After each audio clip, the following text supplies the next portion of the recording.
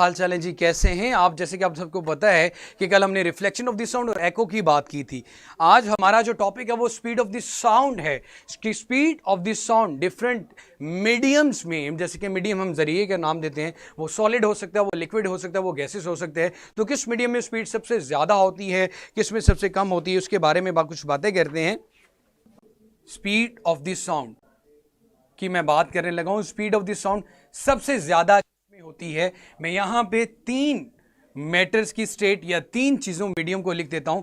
एक मीडियम मेरे पास या तो वो सॉलिड है, या वो मीडियम मेरे पास लिक्विड है, या फिर वो मीडियम मेरे पास गैस है। सॉलिड है, लिक्विड है, या फिर वो मीडियम मेरे पास गैस है। सॉलिड है, लिक्विड है, या फिर मेरे पास वो मीडियम गैस है। इसकी हम बात कर रहे थे। सॉलिड में जो स्पीड ऑफ द साउंड होती है वो सबसे ज्यादा है as compare to the liquid.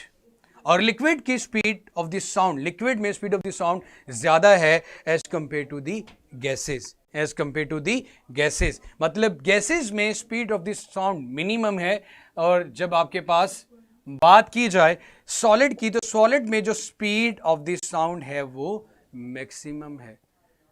जी मेरे बेटे, जरा ध्यान से कंसंट्रेट कीजिएगा। और मैंने आप लोगों को ये चीज़ बता दी थी वेरी फर्स्ट लेक्चर में, 10th क्लास जब स्टार्ट की थी, कि मेरा बेटा जैसे कि 9th क्लास में बहुत आसान चीज़ें थी, ये भी बहुत आसान है, लेकिन यहाँ पे एक जो वर्ड है जिसको हम कॉन्सेप्ट्स कहते हैं, ये कुछ ज़्यादा गिवन है। इन कॉन्सेप्चुअल जो टॉपिक्स हैं वो हैं, अगर आप इनको समझ लोगे तो आपको ज़्यादा रटा लगाने की ज़रूरत नहीं पड़ेगी। आपके कॉन्सेप्ट्स क्लियर होने के साथ साथ आपको ये सारी चीज़ें क्लियर होती जाएंगी।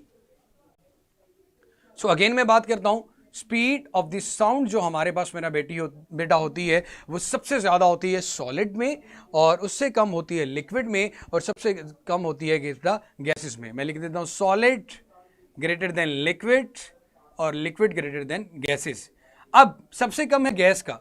सॉलिड और गैस का कंपैरिजन अगर किया जाए तो सॉलिड की स्पीड 15 टाइम्स ज्यादा होती है as compare to the gases. 15 times solid के अंदर स्पीड ऑफ द साउंड ज्यादा होती है as compare to the gases. Solid के अंदर स्पीड ऑफ द साउंड ज्यादा होती है 15 times as compare to the gases. मेरा बेटा, मैंने कॉन्सेप्ट क्लियर करने की बात की है शिफा, कि अगर कॉन्सेप्ट क्लियर होगा मेरी जान तो रटा लगाना भी आसान हो जाएगा मेरे भाई। Sir but why? जैसे कि अगर आप अपना कान दीवार के साथ लगाएं और जोर से थप्पड़ मारें उसके ऊपर, तो आपको स्पीड ऑफ द साउंड ज्यादा सुनाई देगी। इसके मुकाबले में अगर आप जब वो कहते हैं ना शुरली पटाखे चलाते हो शब बारात पे, या चचा या चच्ची की शादी के ऊपर आप लोगों ने वो फायरवर्क किया हो, तो आपको बहुत लाइट पहले नजर आ जाती है, साउंड बाद में सुनाई देता है। लाइट की स्पीड ज्यादा होती है हमेशा साउंड की स्पीड से। तो ये कुदरती फैक्ट हैं, अल्लाह ताला की तरफ से ये फैक्ट हैं, ये हकीकतें हैं कि भाईजान सॉलिड के अंदर स्पीड ऑफ द साउंड ज्यादा होती है, जबकि गैसेस में स्पीड ऑफ द साउंड कम होती है, और लिक्विड में गैस के मुकाबले में ज्यादा होती है बट सॉलिड के मुकाबले में कम होती है। और speed of the sound elasticity पे डिपेंड करती है, और इसकी जो डिपेंडेंस है वो आप इंशाल्लाह फर्स्ट ईयर में जब चैप्टर नंबर 8 की बात करेंगे तब बात करेंगे कि यहाँ पे डिपेंडेंस का क्या मसला है, या यहाँ पे अगर एयर के अंदर, गैसेस के अंदर जो सबसे ज्यादा अफेक्टेड होती है वो ह्यूमिडिटी होती है, आपकी नमी जिसे आप कहते हो, उसकी वजह से भी speed of the sound effect करती है। जैसे कि रात के वक्त अगर अब्बा अम्मा से छुप के अब छत पे जाके बात करें, तब भी पूरे मोहल्ले को पता चल रहा होता है कि सर पे छत पे खड़ा हुआ कोई बंदा बात कर रहा है, क्योंकि शोर कम होता है, स्पीड ऑफ द साउंड ज्यादा हो जाती है।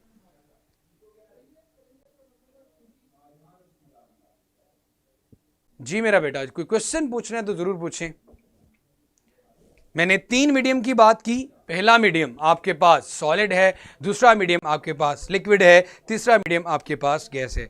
स्पीड ऑफ द साउंड सबसे ज्यादा होती है सॉलिड में। जी बिल्कुल ऐसे ही, क्योंकि लाइट की स्पीड ज्यादा है as compare to the speed of the sound. अब सॉलिड में स्पीड ज्यादा होती है, लिक्विड में सॉलिड से कम है, और सबसे कम गैस में होती है। अगर हम कंपैरिजन करें तो सॉलिड की स्पीड 15 टाइम ज्यादा होती है गैसेस से, और लिक्विड की स्पीड 5 टाइम्स ज्यादा होती है गैसेस से।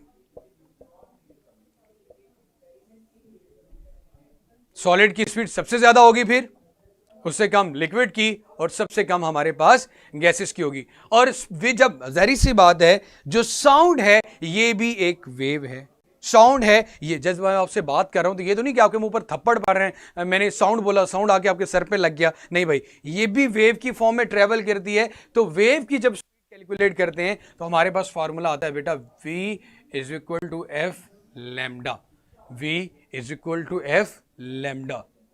जी मेरा बेटा,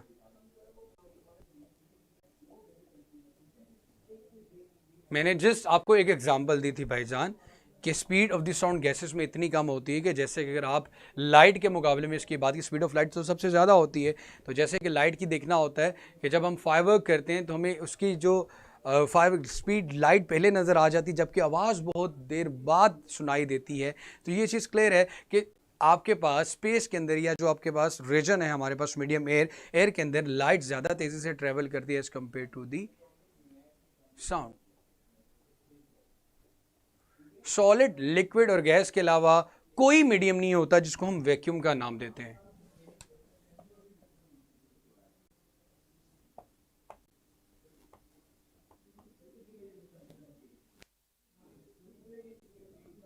वैक्यूम का मतलब होता है बेटा नो एयर, किसी किस्म की हवा मौजूद ना हो, किसी किस्म के मीडियम का मौजूद ना होना। बेटा यही 3 मीडियम्स होते हैं, इसके अलावा नहीं होते। ओए अल्लाह, जी बन सकते हैं मेरा बेटा, लेकिन यहाँ पे सिर्फ और सिर्फ आप लोगों ने मैक्सिमम और मिनिमम स्पीड्स कैलकुलेट करनी होती है। क्योंकि यहाँ से जब मैं एक चीज़ मेरा बेटा आप लोगों को क्लियर कर दूँ कि एयर के अंदर जो स्पीड है वो 343 मीटर पर सेकंड होती है, 343 मीटर पर second approximate speed of the sound in air. Liquid, solid में 15 टाइम्स इससे ज़्यादा होगी, और लिक्विड में आपके पास 5 टाइम्स इससे ज़्यादा होगी। यहाँ पे अगर आप अपने जो आपके सामने टेबल गिवन है, इस टेबल में आप लोगों को ये चीज़ क्लियर हो जानी चाहिए कि तीनों टेबल्स में, तीनों कॉलम्स में 25 degree C, 25 degree C, 25 degree C temperature given है। 25 degree C, 25 degree C, 25 degree C temperature given है। और तीनों टेम्परेचर्स पे जब आप वैल्यू देखते हो तो सॉलिड में स्पीड ऑफ द साउंड सबसे ज़्यादा आ रही होगी, उससे कम लिक्विड में है, और सबसे कम आपके पास गैसेस में। तो यहाँ से भी ये चीज़ क्लियर हो जाती है कि हमारी रोज़मर्रा ज़िंदगी में भी ये चीज़, ये ऑब्जर्वेशन क्लियर हो रही है कि speed of the sound in solid is greater than in liquid, and liquid have greater speed of the sound than in gases.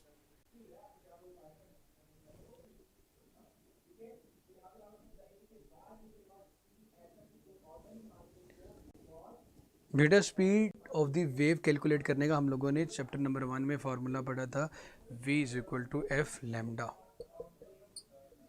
ठीक है मेरा बेटा, ये स्पीड कैलकुलेट करने का फार्मूला कैसे आया था कि डिस्टेंस ओवर टाइम हमारे पास स्पीड का फार्मूला होता है, लेकिन वेव में जो डिस्टेंस होती है वो वेवलेंथ होती है जिसको लैम्डा से रिप्रेजेंट करते हैं, और दूसरी हमारे पास आ जाती है T. Sir nature of the speed of the sound को कैसे अफेक्ट करती है? बेटा नेचर का मतलब होता है कि वो लिक्विड है, सॉलिड है या गैस है। सॉलिड के अंदर जो आपके पास टेम्परेचर है या प्रेशर है या ह्यूमिडिटी है, ये बहुत कम अफेक्ट करती है, इसलिए स्पीड ऑफ द साउंड ज़्यादा होती है सॉलिड में। लिक्विड में थोड़ी ज़्यादा अफेक्ट करती है, तो लिक्विड में स्पीड ऑफ द साउंड कम हो जाती है। और गैसेस में सबसे ज़्यादा टेम्परेचर, प्रेशर और ह्यूमिडिटी में चेंज आता है, जिसकी वजह से स्पीड ऑफ द साउंड सबसे ज़्यादा अफेक्ट होती है, कम हो जाती है गैसेस में। और लैम्डा का मतलब क्या होता है भाईजान? ये एक वेव की फॉर्म है, यहाँ से लेकर यहाँ तक के डिस्टेंस को लैम्डा कहा जाता है, या फिर एक क्रस्ट से दूसरे क्रस्ट तक के डिस्टेंस को, या एक तरफ से दूसरे तरफ तक के डिस्टेंस को लैम्डा कहते हैं। और एक वेव को कंप्लीट हो, एक वेव के डिस्टेंस को लैम्डा कह दिया, और एक वेव के कंप्लीट होने में जितना टाइम लगता है उसको टाइम पीरियड कहते हैं, और उसको कैपिटल टी से रिप्रेजेंट करते हैं। इसलिए डिस्टेंस में मैंने लैम्डा और कैपिटल इसके यहाँ पे डेल्टा टी लिख दिया। अब मेरा बेटा अगर आप थोड़ी सी तकलीफ करें तो प्रीवियसली वॉच लेक्चर में जाइएगा और prove that v is equal to F lambda का जो लेक्चर है इसको पूरा जरूर सुनिएगा, फिर आपको मसला तकलीफ परेशानी नहीं रह जाएगी इंशाल्लाह। बात करेंगे again speed of the sound calculate कैसे कैलकुलेट करते हैं। जी फैसल साहब, मीडियम है, सॉलिड, लिक्विड, गैस तीनों मीडियम है। आप मेरे तक आवाज़ पहुंचाते हो, मैं आप तक पहुंचाता हूं, तो गैस के थ्रू जा रही है ना, तो ये मीडियम ही है। अल्लाह हाफिज़।